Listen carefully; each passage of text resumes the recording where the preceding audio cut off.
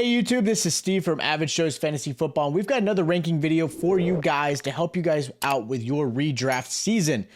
We are drafting probably this weekend, next weekend, so there's a lot going on. Preseason's happening, so we wanted to get these rankings out for you guys. This is for full PPR and half PPR. These are our top 12 backs. Now, of course, these rankings may change right before the season starts, depending on any injuries that could happen, or again, some things might change in what we see in the preseason, but this is where we are in these running backs. Now, our number one running back is going to be Christian McCaffrey. He is everyone's consensus number one back. I really haven't seen anybody else change that, and I don't see why you would. He had a healthy year last year. He brought in over 21 points per game in fantasy, finishing with 108 targets in the air and over 1,100 yards on the ground. And that was even with the transition going from Carolina to San Fran and Elijah Mitchell even showing up. I know a lot of people are kind of fading Christian McCaffrey just a little bit when Elijah Mitchell was there. But just so you guys are aware, the first 10 games of Christian McCaffrey's season last year, he averaged 21 points. Last 7, he averaged 20.8 points. Even with Elijah Mitchell, it was such a slight difference. The fact is, it didn't play a factor that I would fade Christian McCaffrey at all from the RB1. I understand Mitchell did have some value, but in this offense, Christian McCaffrey is definitely going to get fed targets in the air, on the ground, and unfortunately, Mitchell does have some issues where he doesn't stay on the field. So Christian McCaffrey is our RB1. Now RB2, this one people are going to think I'm crazy, but I have Nick Chubb, and I get it. I may be crazy, but I have him because I have high hopes for Chubb. He finished 281 points in fantasy, which was RB6. But that was still with Kareem Hunt, and that was still with a team that was going through quarterback transition, Deshaun Watson, and all that craziness. Now, Deshaun Watson's in year 2. There's no Kareem Hunt. So I see the value of Nick Chubb increasing. Not by a whole lot on the ground. He's very efficient. He's one of the best pure runners in the game. Where I see his advantage of becoming a possible RB2 is realistically in the passing game. I could see if no true running back comes out of this preseason that really kind of takes some of that Kareem Hunt role, I could see Chubb getting 50 to 60 targets in the air on top of his efficiency on the ground. So if he can do something like that, which is where I expect him to be, he should be your RB2. Now, RB3, I have Austin Ekeler. This may change when it gets closer to the season, but I have him at number 3 still. He was fantastic last season. He was receiving an average of 9 targets a game. Now, here's where I have the asterisk. Those 9 targets a game he was receiving in the air was with either Mike Williams playing or Keenan Allen, or maybe neither. When Keenan Allen and Mike Williams played together, for example, the last 4 games of the season, Ekeler only saw 3.75 targets a game on the ground. That worries me a little bit. And that's a huge difference going from 9 to 3.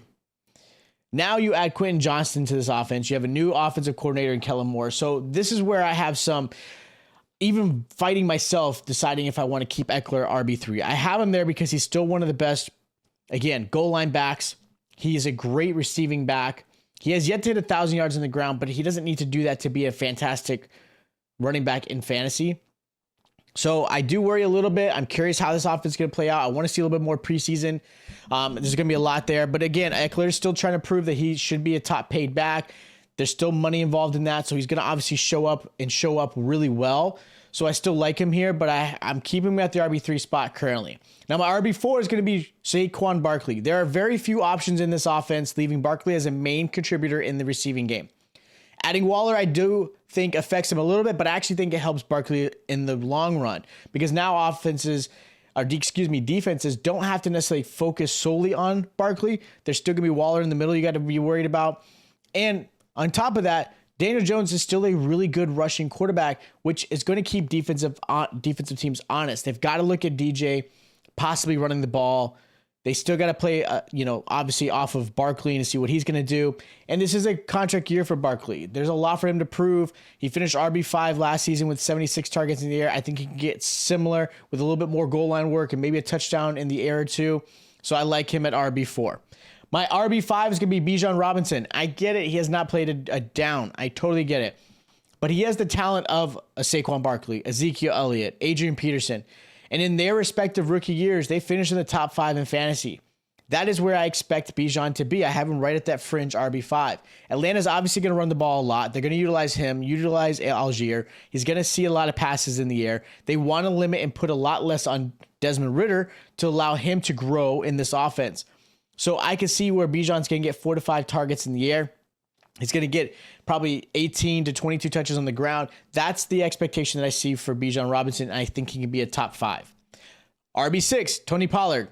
I almost put him a little bit higher, but I have RB6 here, Tony Pollard, because he finished RB8 as a part-timer last season for the Dallas Cowboys. Dallas did not go after really any running backs this offseason. There was obviously rumors, but nothing really happened.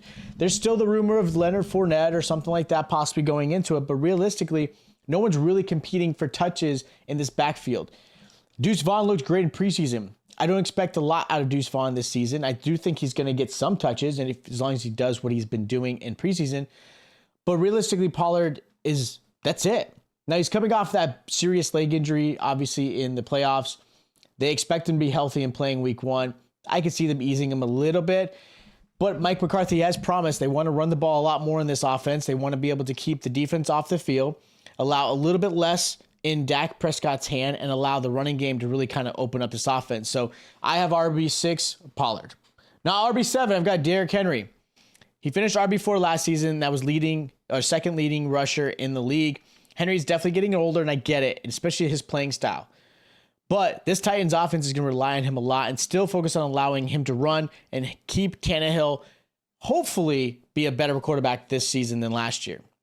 What I did like seeing out of Derrick Henry last year, which is not normal for him, he saw 41 targets in the air. That was his career best.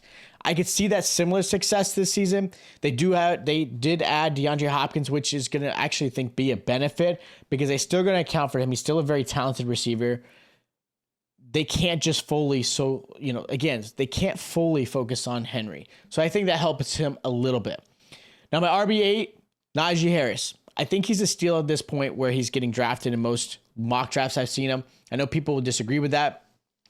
But I understand his inefficiency is definitely an issue and a concern. But the O-line for the Steelers is not great. They're not great at all. On top of that, Najee was dealing with some injuries last season that kind of lingered and affected him throughout the whole season. He saw plenty of targets in the air. He saw over 50 targets in the air. He should see something very similar. This offense has improved a little bit. You've got Kenny Pickett in his second year, George Pickens, Deontay Johnson, Freiermuth. There's a lot of weapons for teams to focus on. They can't just focus on Najee Harris, which is where I think he's going to increase in his value. He's going to be the bell cow. I know Jalen Warren's there. I know people are hyping him up, and I get it. But Najee Harris is going to be the one getting 20 to 25 touches on the ground, 3 to 5 targets in the air, and have really good value. So I like him there. Our RB9 is going to be JT. Jonathan Taylor, I would have loved to have put higher, but unfortunately with the training camp issues where he's dealing with possible holdout, contract situations, then he's got the lingering injuries. There's a lot of concerns with that, almost to the point where I'm considering taking him out of the top 12. I've kept him so far in this spot because this is a contract year. He's got a lot to prove. He's got a lot to prove to Indy, to the rest of the league, that he can still be the 2021 version.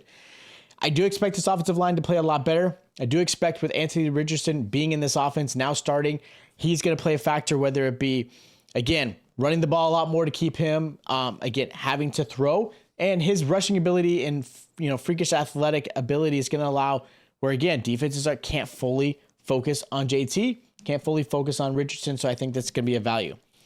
Aaron Jones is our RB10, finishing RB9 was where he was at last season, and that's obviously with A.J. Dillon sharing touches and definitely taking stuff away from the goal line aspect because Aaron Jones did not get a lot of opportunities, which I wish he had.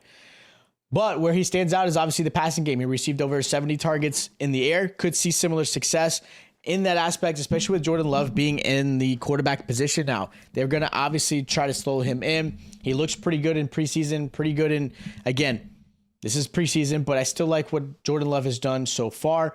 They're going to rely on Aaron Jones. They're going to rely on A.J. Dillon. I think Aaron Jones still has the value because of his receiving ability, and that's where I give him the edge and put him in the top 10 because I think he has that work. I would love to see him get a little bit more goal line and keep A.J. Dillon a little bit away, but we'll see how that goes. RB11 is going to be Jahmyr Gibbs. Jahmyr Gibbs at this point is definitely going to be a Ramondre Stevenson type of Aaron Jones type of player where he's going to get a lot of targets in the air. He's going to get, a decent amount on the ground. I could see him getting 18 to 20 touches in total. He's going to get some goal line opportunities. He's very explosive. He looks really good. He's a great route runner, which is where he's going to excel in this offense. They're still going to utilize David Montgomery, don't get me wrong, but I think this offense is still going to go through Jahmyr Gibbs, through Amon-Ra, and allow Goff to really just kind of open up and go any way he would like. So I like Jahmyr Gibbs at number 11. My last running back for this ranking is going to be Travis Etienne at RB12. Now, I almost took him off the list, and I had a couple other players I considered, but I have Travis Etienne here because I do hope, based off of the things that Doug Peterson is talking about, based on the fact that he has shown flashes, he could be in the top 12 spot. He did see 45 targets in the air. I could see similar success in that aspect. This offense really is going to focus on passing, because that's just a typical Doug Peterson type of offense. They obviously have some great weapons on the outside, which I think can only help Etienne and have some open lanes, because you got to take into account for Evan Ingram and, Calvin Ridley and Kirk and Zay Jones. I mean, there's a lot for Trevor Lawrence to throw to. So I think this actually helps Etienne. I think he'd be a lot more efficient. He definitely struggled trying to, break tackles and make people miss. That's something he needs to improve upon, but I still have some high hopes. I know I've written him off in a lot of these mock drafts I've done, if you guys have checked him out, but I think he could squeak in that RB12 if you really, really focus on it. Now, I did mention some other players, but especially Josh Jacobs. He's the big one. I didn't want to put him in this ranking as of right now because there's still a lot of uncertainty going on with his whole contract situation. Now, say he comes back in training camp. Say he comes back, he agrees he's going to play this season. Then obviously Josh Jacobs is going to move up quite a bit because he is a really good running back. He's going to have to prove again. Last year was not a fluke. He deserves the contract that he's hoping for. So I do think he's going to be higher in this once this whole kind of thing figures out. But until then, I'm kind of kept him off.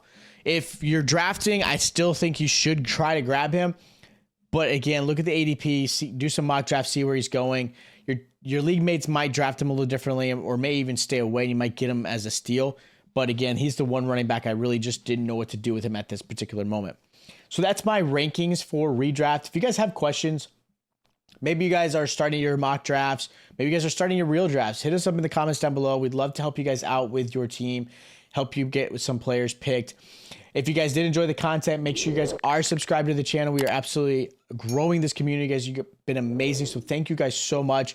Make sure you guys have those notifications on because we're dropping videos like this, dropping obviously Dynasty content, mock drafts still. And then on top of that, if you guys are subscribed, we'll be dropping our start and sit and waivers throughout the season to help you guys win this year. If you guys did enjoy the content, make sure you guys hit the like button. Again, share this with a friend, maybe not a league mate, but at least with a friend. Make sure you guys hit the subscribe, the like, and I'll check you guys out next time.